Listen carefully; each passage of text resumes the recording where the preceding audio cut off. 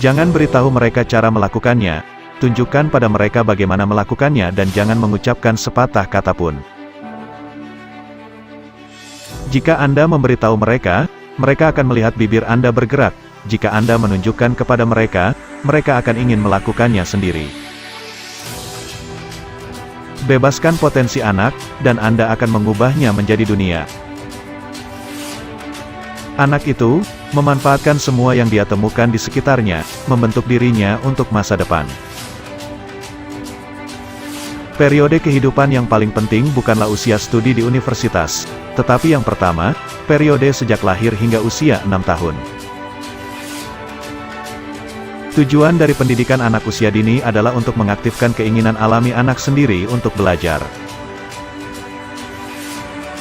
Biarkan anak-anak bebas, mendorong mereka, biarkan mereka berlari keluar saat hujan, biarkan mereka melepas sepatu mereka ketika mereka menemukan genangan air.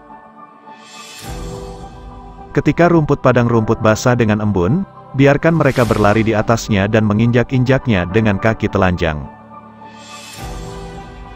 Biarkan mereka beristirahat dengan tenang ketika pohon mengundang mereka untuk tidur di bawah naungannya, biarkan mereka berteriak dan tertawa ketika matahari membangunkan mereka di pagi hari.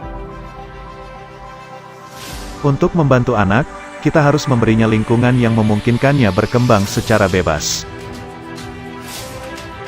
Tujuan kami bukan hanya untuk membuat anak mengerti, dan masih sedikit untuk memaksanya menghafal, tetapi juga untuk menyentuh imajinasinya untuk mengajaknya ke inti terdalamnya. Kita harus membantu anak bertindak untuk dirinya sendiri, berkehendak untuk dirinya sendiri, berpikir untuk dirinya sendiri. Ini adalah seni dari mereka yang bercita-cita untuk melayani roh. Anak memiliki pikiran yang mampu menyerap pengetahuan, dia memiliki kekuatan untuk mengajar dirinya sendiri. Anak yang telah merasakan cinta yang kuat untuk lingkungannya dan untuk semua makhluk hidup, yang telah menemukan kegembiraan dan antusiasme dalam pekerjaan, memberi kita alasan untuk berharap bahwa umat manusia dapat berkembang ke arah yang baru. Tanda keberhasilan terbesar bagi seorang guru adalah untuk dapat mengatakan, anak-anak sekarang bekerja seolah-olah saya tidak ada. Jika kita benar-benar ingin anak-anak tumbuh menjadi orang dewasa yang mandiri dan banyak akal, kita harus berhenti menuangkan susu mereka segera setelah mereka belajar menuangkannya sendiri dan berhenti mengencangkan kancing mereka segera setelah mereka dapat mengencangkannya tanpa bantuan. Begitu anak-anak menemukan sesuatu yang menarik bagi mereka, mereka kehilangan ketidakstabilan mereka dan belajar untuk berkonsentrasi. Dia melakukannya dengan tangannya, berdasarkan pengalaman, pertama-tama dalam permainan dan kemudian melalui pekerjaan. Tangan adalah instrumen kecerdasan manusia. Mengajarkan perincian berarti membawa kebingungan, menjalin hubungan antar hal adalah membawa ilmu. Pertumbuhan berasal dari aktivitas, bukan dari pemahaman intelektual. Kita akan berjalan bersama di jalan kehidupan ini, karena semua hal adalah bagian dari alam semesta dan terhubung satu sama lain untuk membentuk satu kesatuan yang utuh. Jangan pernah membantu anak dengan tugas yang menurutnya dia bisa berhasil. Indera, sebagai penjelajah dunia, membuka jalan menuju pengetahuan. Rahasia pengajaran yang baik adalah dengan menganggap kecerdasan anak sebagai bidang subur di mana benih bisa ditanam, tumbuh di bawah panasnya imajinasi yang menyala-nyala.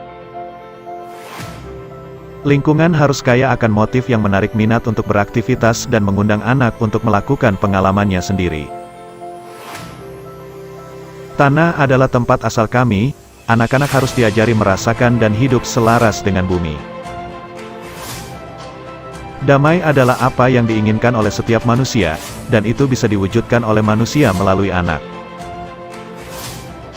Ini adalah pendidikan, dipahami sebagai bantuan untuk kehidupan, sebuah pendidikan sejak lahir, yang memberi makan revolusi damai dan menyatukan semua dalam tujuan yang sama, menarik mereka ke satu pusat.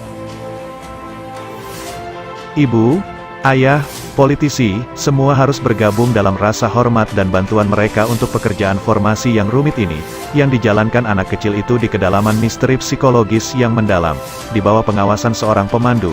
Ini adalah harapan baru yang cerah bagi umat manusia. Ini adalah harta yang kita butuhkan hari ini, membantu anak menjadi mandiri dari kita dan membuat jalannya sendiri, menerima hadiah berupa harapan dan cahaya. Ketika berhadapan dengan anak-anak ada kebutuhan yang lebih besar untuk mengamati daripada menyelidik. Jika gagasan tentang alam semesta disampaikan kepada anak dengan cara yang benar, itu akan lebih bermanfaat baginya daripada sekadar membangkitkan minatnya, karena itu akan menciptakan dalam dirinya kekaguman dan keajaiban, perasaan yang lebih tinggi daripada minat apapun dan lebih memuaskan.